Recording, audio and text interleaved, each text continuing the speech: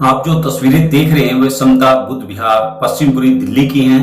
आपको बता दें कि परिनिर्वाण प्राप्त बुद्धाचार्य शांति स्वरूप बौद्ध जी को आज श्रद्धासुमन अर्पित करने के लिए पूरे देश और दुनिया के लोग जुटे। मैं आपको बता दूं, शांति स्वरूप बौद्ध जी, जिनके पिता का नाम परिनिर्वाण प्राप्त लाला हरिश्चंद्र मौर्य है, शांति स्वरूप बौद्ध जी का जन्म 2 अक्टूबर 1949 को हुआ और परिनिर्वाण 6/6/2020 को। उनका जन्म स्थान फरासखाना पुरानी दिल्ली था। आपको बताते चले कि कार्य क्षेत्र उनका जो रहा, राष्ट्रीय संगठक भारतीय बौद्ध महासभा भारत, और इसके साथ ही संपादक हिंदी त्रैमासिक धर्म दर्पण, संस्थापक बौद्ध साहित्य अकादमी, संस्थापक बौद्ध परिवार मिलन मेला बुद्धा जयंती पार्क नई दिल्ली, संस्थापक सम्यक प्रकाशन। आपको बता दें, बौद्धाचार्य की जो उपाधि उनको गोरखपुर शिविर में 2006 में मिली। उनके जीवन काल में बहुत सारी यात्राएं रही, जिनमें आपको मैं बता दूं, प्रमुख नगरों और शहरों में तो उन्होंने प्रवचन किए कि विशेष रूप से Australia, England, France, Germany, Hong Kong, Singapore एवं नेपाल आदि में अनेक देशों की धम्म यात्राएं भी की। शांति स्वरूप बौद्ध जी ने 21 वर्ष के सेवा काल के पश्चात केंद्रीय सरकार से राजपत्नी पद से तिलांजलि देकर सांस्कृतिक, कलात्मक, साहित्यिक, सामाजिक क्रांति के लिए समर्पित वर्तमान में हस्त निर्मित कला चित्रों के निर्यात का व्यवसाय में सम्मिलित रहे। यूं तो शांति स्वरूप बौद्ध जी को बहुत मंचों पे सम्मानित किया गया। उनमें मैं आपको बता दूं, सूर्यपुत्र भैया साहब अम्बेडकर जीवन गौरव राष्ट्रीय पुरस्कार मुंबई 2001, राष्ट्रीय डॉक्टर अम्बेडकर आदित्य सम्मान मध्य प्रदेश 2004, समता पुरस्कार महाराष्ट्र सरकार ने 2007 में, इसके साथ ही हर्षवर्धन रतन सम्मान पंजाब 2008 में से उन्हें सम्मानित किया गया।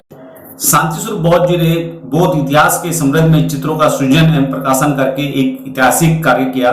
बौद्ध धर्म एवं इतिहास से समृद्ध बाल साहित्य की सचित्र प्रस्तुति, बौद्ध धर्म के प्रसिद्ध ग्रंथों का गौरवशाली प्रकाशन, साहित्यिक प्रतिभा वाले बंधुओं को प्रोत्साहन, यानी कि हजारों लोगों को अपने समय प्रकाशन के माध्यम से उनको उनकी बात कहने का पुस्तक के माध्यम से मौका दिया। आज देश विदेश के लोगों ने पश्चिमपुरी बौद्ध विहार पे आके उनको श्रद्धासुमन अर्पित किए। उनके इस श्रद्धांजलि के कार्यक्रम में देश और दुनिया के लोग सम्मिलित हुए। उनको श्रद्धासुमन अर्पित करने के लिए पश्चिमपुरी बौद्ध विहार नई दिल्ली में। देखते हैं एनपीटी न्यूज इंडिया की विशेष रिपोर्ट पश्चिमपुरी बौद्ध विहार दिल्ली से। थैंक यू भाई संदीप।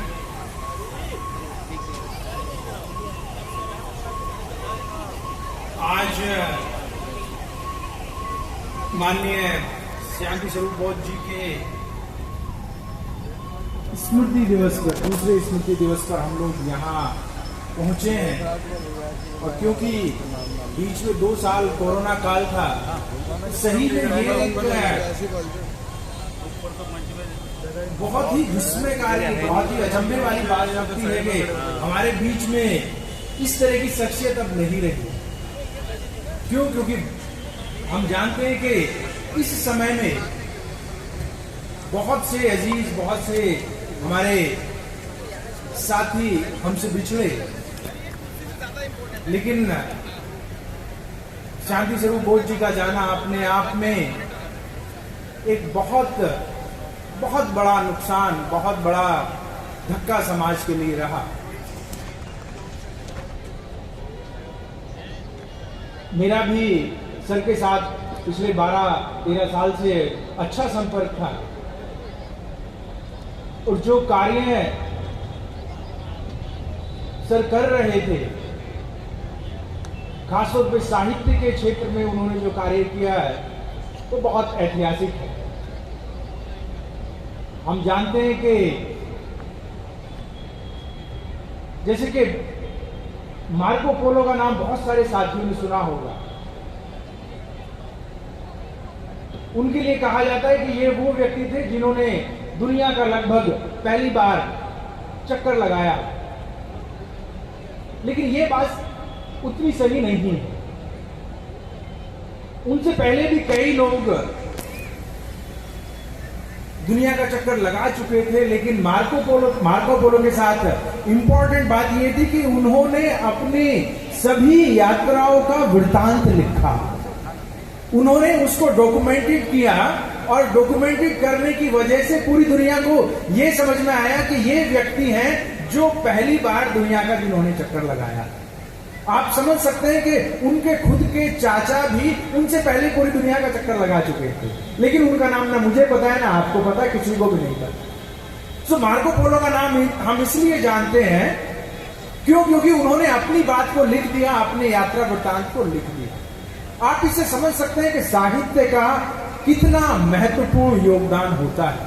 अगर किसी चीज को हम डॉक्यूमेंटेड कर देते हैं, सम्राट अशोक और बुद्धिज्म को आज हम जान रहे हैं, तो उसका सिर्फ और सिर्फ यही कारण है क्योंकि वो डॉक्यूमेंटेड था शिलालेखों के आधार पे, और बहुत सारे उस तरह के पुरातात्विक एविडेंसेस हमारे साथ हैं। अदरवाइज तो जानना बहुत मुश्किल हो जाता है।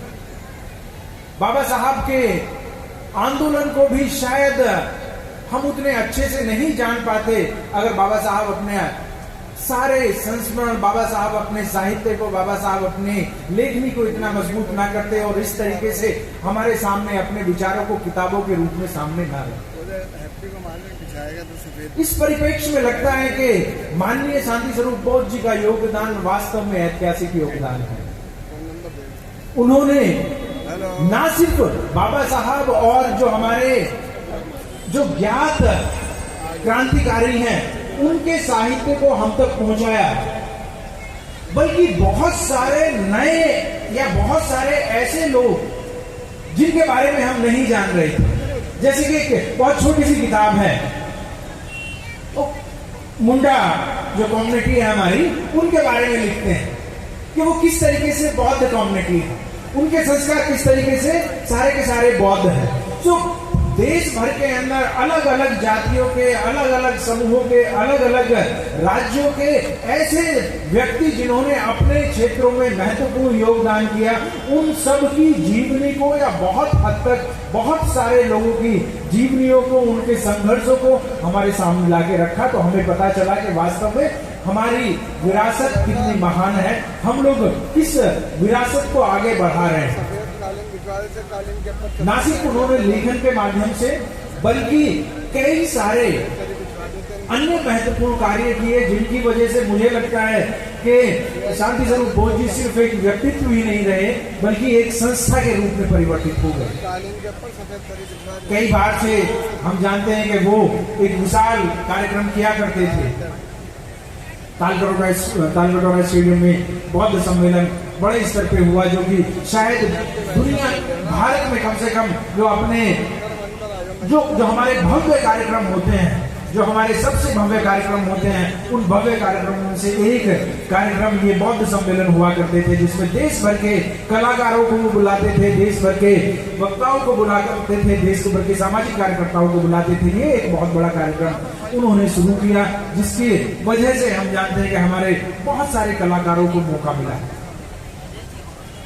रणभो अम्बेडकर, उनका एक ऐतिहासिक योगदान, जो कि मैं देख रहा हूँ कि चंडीगढ़ के भी हमारे कुछ साथी यहाँ पे हैं। रणभो अम्बेडकर जो यहाँ से शुरू हुआ, वो चंडीगढ़ में साथी अभी भी कर रहे हैं, हर साल कर रहे हैं। ये मान्यवर शांति स्वरूप बौद्ध जी के व्यक्तित्व की विशालता है कि जो कार्य उन्होंने अपने यहाँ पे शुरू किए, उसको देश के विभिन्न क्षेत्रों में दूसरे साथियों ने भी शुरू किया। क्योंकि संस्कृति बहुत महत्वपूर्ण है और बिना संस्कृति के हम चाहे किताबें लिखें, चाहे कोई भी कार्यक्रम करें, अगर संस्कृति का मतलब है अगर हम डे टू डे लाइफ में उन संस्कारों को नहीं उतारते हैं, उन संस्कारों को लागू नहीं करते हैं, तो फिर बहुत मुश्किल हो जाता है।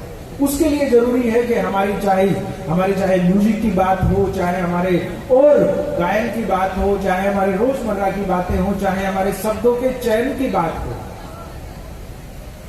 हर मामले में शांति स्वरूप बौद्ध जी लगभग मैं कह सकता हूं कि कभी भी उनसे बात करने का अवसर मिला तो हमेशा नई बात जानने को मिली। मैंने भी कितनी बार उनको फोन किया, कई बार जब कहीं पे कोई चीज समझ में नहीं आती थी, कई बार कहीं पे अटकते थे, तो